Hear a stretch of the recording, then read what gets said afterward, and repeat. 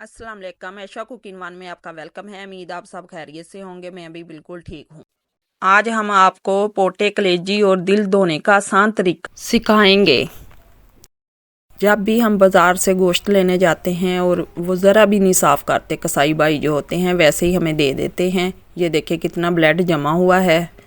अब हम सिल्के से इसे धोएंगे अच्छी तरह। 2 ढक्कन हम सिल्के के शामिल करेंगे। ये बहुत ही आसानी के साथ धुल कर तैयार हो जाएगी।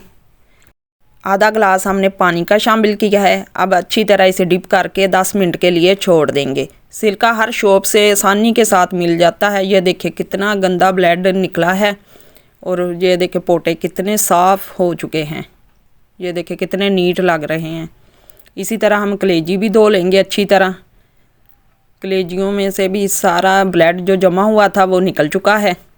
ये देखिए कितनी आसानी के साथ कलेजी भी साफ़ हो चुकी है। इसी तरह हम सारा धोकर तैयार कर लेंगे। ये देखिए बहुत ही आसानी के साथ धुल चुका है। ये देखिए दिल भी अच्छी तरह हमने धो लिया है।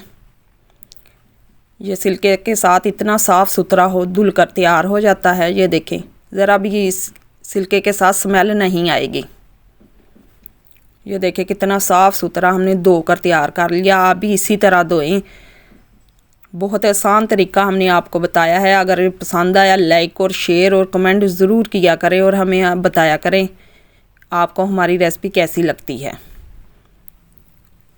ये देखिए कितना साफ़ सुथरा धुलकर कलेजी भी साफ़ हो चुकी है और स्मेल भी ज़रा नहीं आ रही। ये देखिए जो ब्लड जमा हुआ था वो निकल चुका है। अल्लाह हाफिज़।